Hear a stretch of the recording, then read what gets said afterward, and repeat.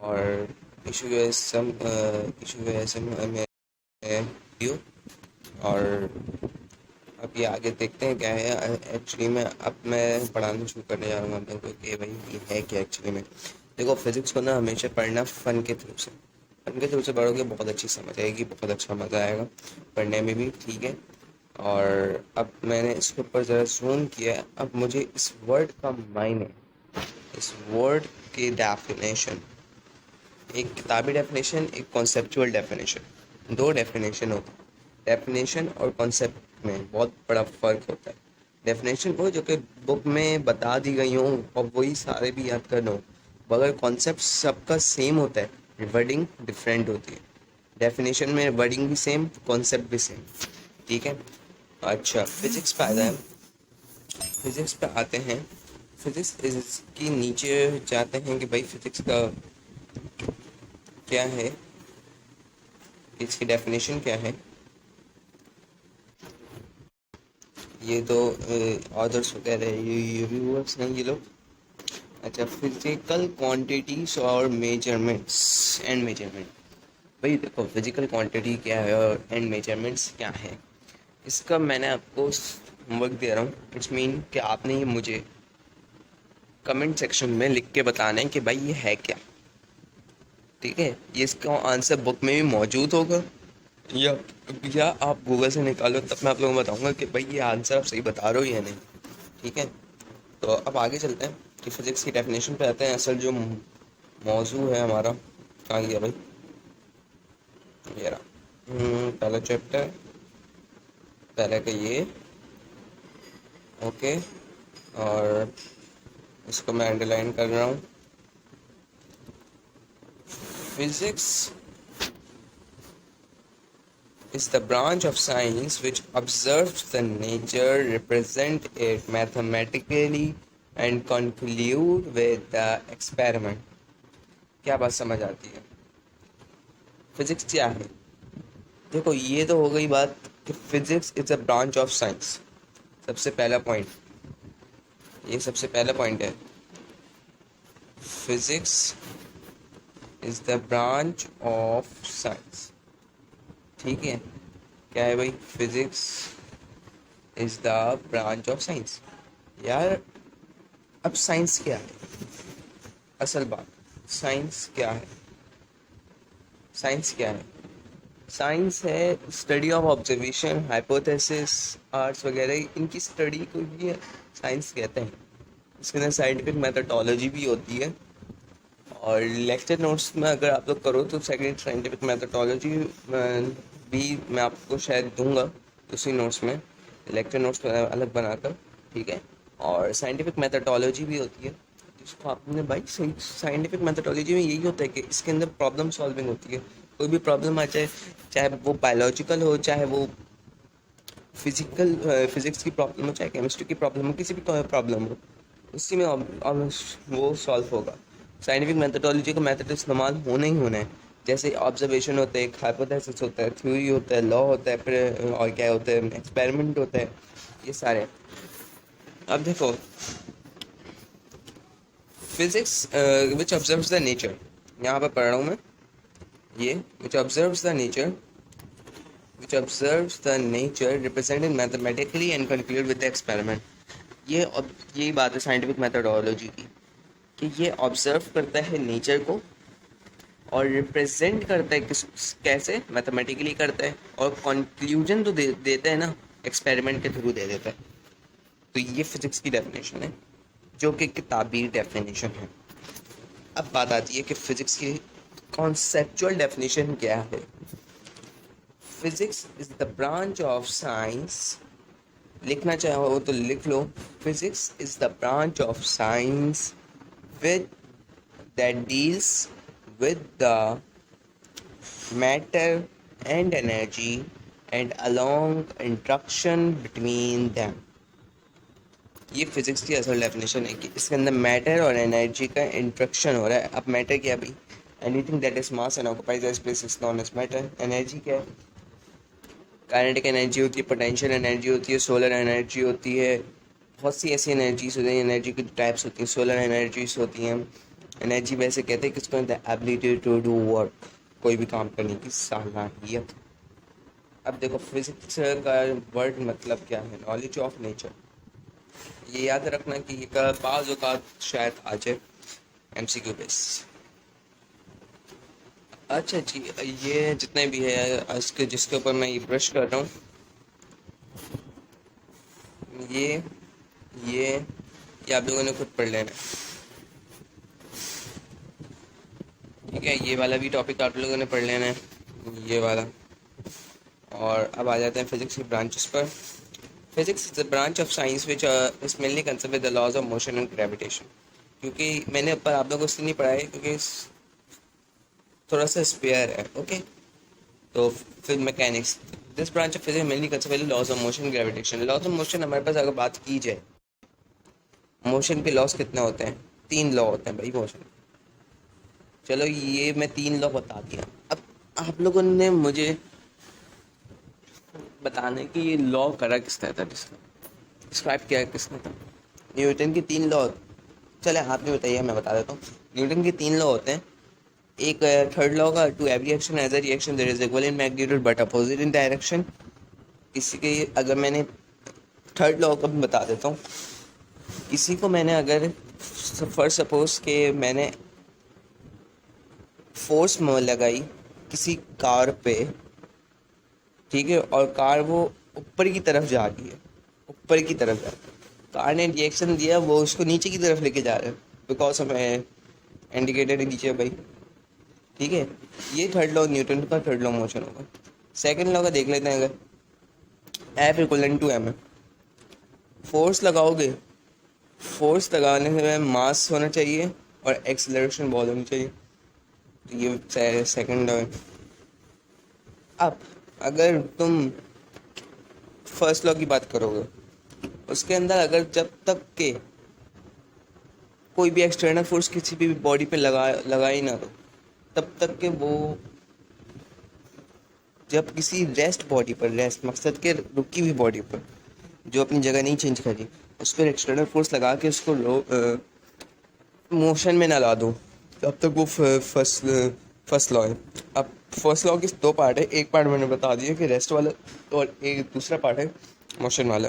अगर कोई body motion में है और उसके ऊपर कोई एक्सटर्नल फोर्स लगाओगे तो उसके बाद उसको रेस्ट में लाने के लिए, तो वो फर्स्ट लॉ ऑफ मोशन कहलाएगा। फर्स्ट लॉ ऑफ मोशन को इनर्शिया लॉ भी कहते हैं। मैं बहुत ग्रेट डिटेल में बता दिया ये मैंने। और अब ग्रेविटेशन पे आ जाते हैं। ग्रेविटेशन क्या है? ग्रेविटेशन वो चीज़ है जो कि हमारे जैसे कि अर्थ के अट्रैक्ट करती है सेंटर में। देखो ग्रेविटेशन ना, जैसे यहाँ पे जितनी भी चीज़ें हैं आपकी इर्द गिर्द, जितनी भी चीज़ें हैं वो हवा में उड़ तो नहीं रही ना। क्यों नहीं उड़ रही? Because of gravitation. आप लोग के इर्द गिर्द में जितनी भी चीज़ें हैं वो नहीं उड़ रही, हम नहीं उड़ रहे। अगर बाहर स्पेस में जाए हम, तो वहाँ तो उड़ती रहेगी, वहाँ पे ग्रेविटी है ही नहीं, सिर्फ मोशन है वहाँ पे। मगर मोशन, हम लोग इधर से उधर, उधर से इधर उड़ रहे हैं, ठीक है। अब कर देते हैं थर्मोडाइनमिक्स। थर्मोडाइनमिक्स क्या है इसके ऊपर भी हम कर देते हैं। अरे चलो ये आज कोई अलग से ट्राई करता हूँ। और ये नहीं, छोटा हो जाए। Thermodynamics, thermodynamics deals with, therm का मतलब क्या होता है और डायनेमिक्स का मतलब क्या होता है। थर्म का मतलब और डायनेमिक्स का मतलब, थर्म का मतलब होता है हीट, डायनेमिक्स का मतलब होता है मोशन, ठीक है। थर्म क्या होता है? थर्म्स हीट के, हीट की मोशन। बात देखो ये बन नहीं रही डेफिनेशन, लेकिन अब एक्चुअल डेफिनेशन क्या है इसकी। Thermodynamics deals with heat and temperature and their relation to energy and work. Heat और टेम्परेचर का से डील्स कर रही है। कैसे डील्स कर रही है भाई? हीट क्या होती है? The degree of hotness and closeness. Temperature क्या होता है? केल्विन, क्लेम वगैरह, ये केल्विन, फ़ारेनहाइट और सेल्सियस, ये सारी जितने भी हैं ये सारे टेम्परेचर के स्केल्स हैं, स्केल्स कहलाते हैं वैसे। और टेम्परेचर का यही बात है कि ये जितने भी ये टेम्परेचर के सारे स्केल्स कहलाते हैं, ठीक है। And the relation to energy and work. Energy और वर्क का रिलेशन कैसे? Energy the ability to do work, and work का क्या है जिसका फोर्स एंड डिस्प्लेसमेंट मानी जा रही है। मतलब इसका रिलेशन कैसे हुआ?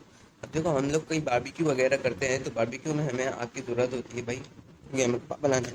तो भाई इसके ऊपर क्या है, क्या हमने हीट प्रोवाइड करनी होती, तो हीट तो काम आई ना हमारी। इसका रिलेशन किससे, एनर्जी और वर्क से। बात समझ आई। अब इलेक्ट्रिसिटी, इलेक्ट्रिसिटी है study of properties of charges in rest and motion. अब बाय इटसेल्फ इलेक्ट्रिसिटी क्या है, फ्लो ऑफ करंट समझ लो या फ्लो ऑफ इलेक्ट्रॉन समझ लो, ये वो इलेक्ट्रिसिटी है। Electricity study properties of charges. अब चार्जेस की प्रॉपर्टी, जो चार्जेस रेस्ट में होंगे वो इलेक्ट्रोस्टैटिक कहलाते हैं। स्टैटिक का मतलब होता है रेस्ट, और इलेक्ट्रिक का मतलब होता है इलेक्ट्रिसिटी, ठीक है। वो इलेक्ट्रोस्टैटिक होते हैं, और जो चार्जेस मोशन में होते हैं वो इलेक्ट्रोडायनेमिक्स कहलाते हैं। मकसद के डायनेमिक्स एंड मोशन, इलेक्ट्रिसिटी। अब आ जाते हैं magnetism. Magnetism is the study of magnetic properties of material. Magnetic properties जो जो सी होती हैं आपकी, जैसे कोई स्टील होता है और उसके ऊपर मैग्नेट लगाओ तो आपके पास से चिपक जाता है, तो that's non magnetic properties of material, ठीक है।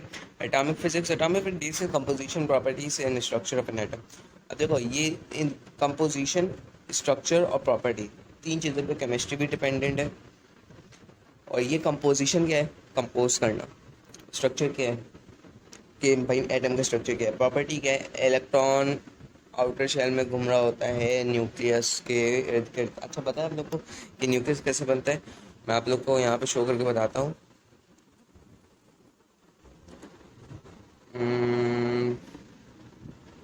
सॉरी,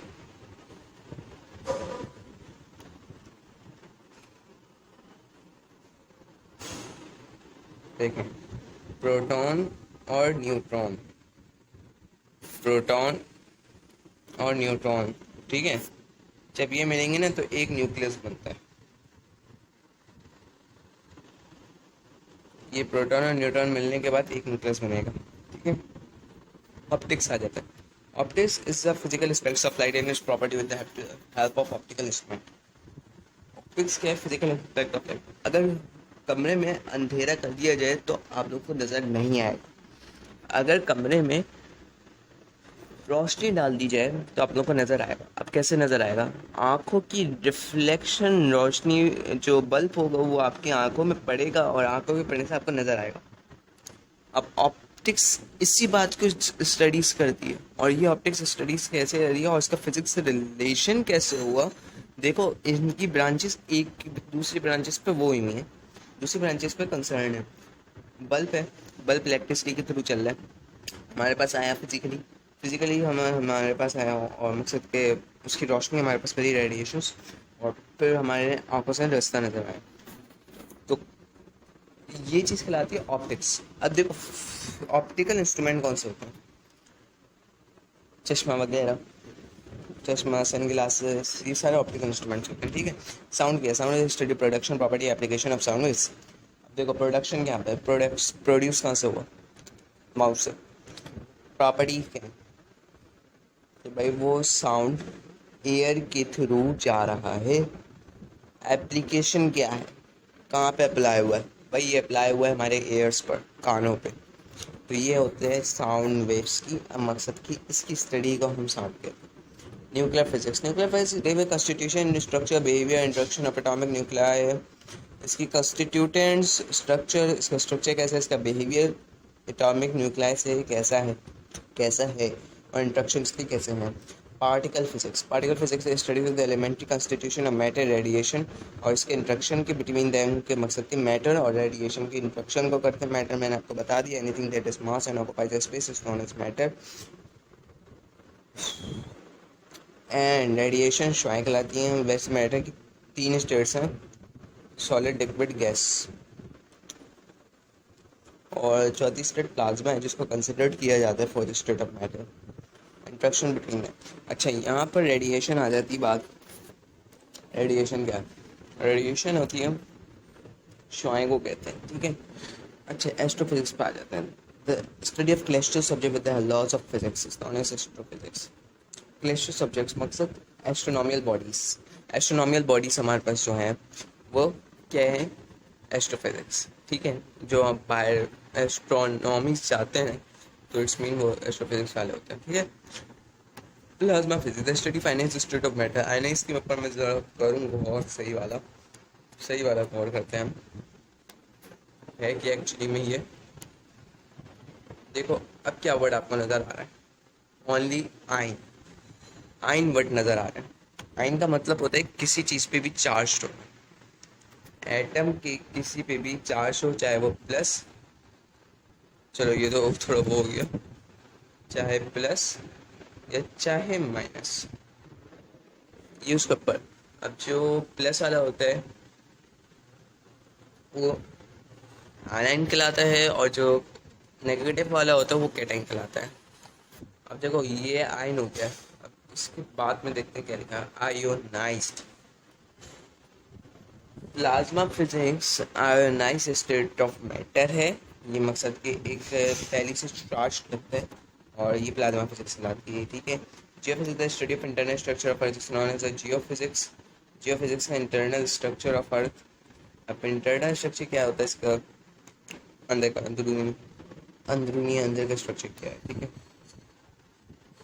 इंपॉर्टेंस ऑफ फिजिक्स, ये आप पढ़ लोगे। Importance of modern society will not have been possible, ये आप ही पढ़ लोगे। मेजरिंग इंस्ट्रूमेंट पे आ जाते हैं।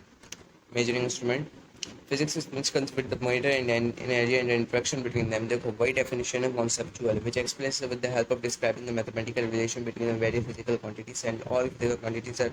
अच्छा, इसका आंसर आप खुद दोगे, ये मैं नीचे ही करूँगा।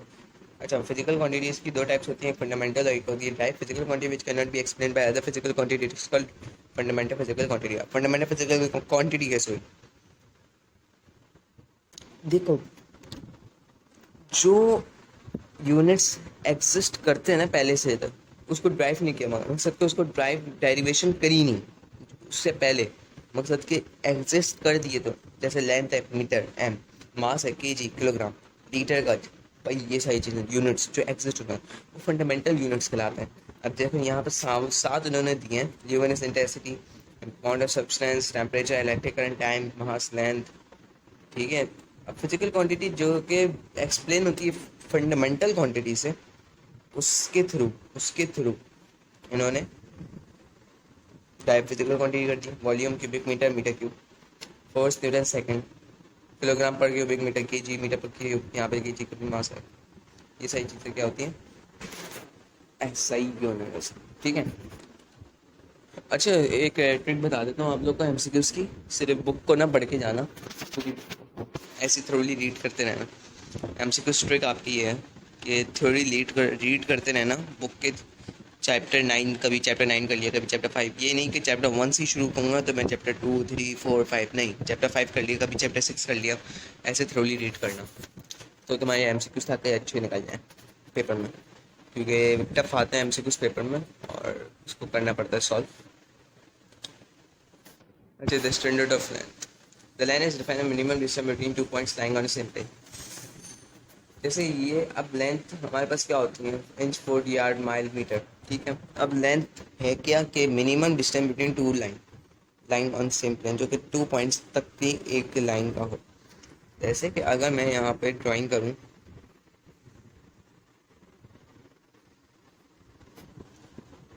एक पॉइंट ए है और एक पॉइंट बी है, दोनों एक ही सेम प्लेन पर होती हैं, और दोनों का एक पॉइंट है, ये पॉइंट है, यहाँ तक आना और यहाँ तक जाना, इसका यही लेंथ है। ठीक है। The metre m is SI unit of length is defined as the length travel is for 1/299,792.48 seconds. ठीक है। Metre is the which is used to measure the difference length of different objects, मकसद के दूसरे objects की length को भी metre rule इस्तेमाल होता है। और मीटर रूल से measure 1 metre is equal to 100 centimetre, 100 centimetre के बराबर होता है 1 मीटर। और अच्छा, ये याद रखना क्योंकि ये एमसीक्यू बेस है। ऑन मीटर रूल ईच में centimetre divided further into 10 divisions, 10 divisions में और होता है, तो वो कहलाएगा millimeters में। So the meter rule can be measured up to 1 millimeter smallest reading as long which piece of what the 0 end of meter with person with the end of reading is taken at the other end of an object meets the meter rule। ये इसका procedure है कि भाई आपने लेना कैसे है, इसका प्रोसीजर है। और ये इसके बारे में लिखा हुआ ऊपर चित्र भी, ठीक है। मकसद कि इसके अंदर एक पहले उस एक पॉइंट से दूसरे पॉइंट तक जहाँ तक मीटर रूल जा रहा है वहाँ तक, वहाँ से लेकर फिर आपने रीडिंग शुरू करनी है जहाँ तक ये जा सकती, ठीक है। आप नेक्स्ट वीडियो में मिलते हैं। मैंने आप लोगों को बढ़ने के लिए पर बाद में बताऊँगा। अच्छा, मैं कंस्ट्रक्शन वाले सवाल जितने भी हैं वो सारे मैं आपको बाद में बताऊँगा, क्योंकि ये कंस्ट्रक्शन वाले सवाल आ चुके हैं ज़ीरो में। और द स्टैंडर्ड ऑफ मास होता है, मास का स्टैंडर्ड आपको पढ़ा, ये जितने भी हैं इलेक्ट्रॉनिक बैलेंस, ये सारे आपको मैं वन बाय वन करूँगा। वर्नियर कैलिपर की कंस्ट्रक्शन के बारे में अगर कर देता हूँ, चलिए वर्नियर कैलिपर भी पढ़ा ही देता हूँ आप लोगों को। देखो, वर्नियर कैलिपर क्या है, the precious limit can be used to measure the internal external distance extremely accurate. It is about empirical and metric skills. The vernier calliper is the main jaws to which is used for measuring the external diameter as well as smaller jaws that are used for measuring the internal diameter of an object. Some models such as tape कॉच। और अच्छा देखो, vernier calliper को ये आप एक precise instrument है, precision instrument है, जो कि इंटरनल एक्सटर्नल डिस्टेंस को एक्सट्रीमली एक्यूरेटली मेजर करता है, ठीक है। देखो, वो आपको ये भी सवाल दे सकता है घुमा के कि भाई माइक्रोमीटर ज़्यादा वो है एक्यूरेट या फिर ये वर्नियर कैलिपर, ठीक है। तो अब वर्नियर कैलिपर के बारे में अगर बात की जाए तो वर्नियर कैलिपर है, क्योंकि इसकी तकरीबन इसका लीस्ट काउंट यहाँ लिखा होगा 0.1 इसका लीस्ट काउंट होता है, आई थिंक 0.1 लीस्ट काउंट। तो ये वर्नियर कैलिपर की इसके मैं आपको नोट्स बना के दूंगा ना, तो आप लोग उसमें समझ आएगा बहुत अच्छा, ठीक है। और इसके अंदर देखो, मैं एक चीज़ बता देता हूँ, ये वाले जॉस जो होते हैं, सॉरी मैं इसको कर देते हैं,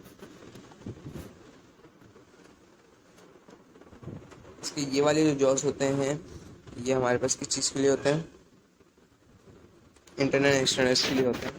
और अगर देखा जाए यहाँ पर लिखा हुआ भी है, as main jaws they are used from external diameter as well small external का डायमीटर और स्मॉलर जस्ट इंटरनल डायमीटर।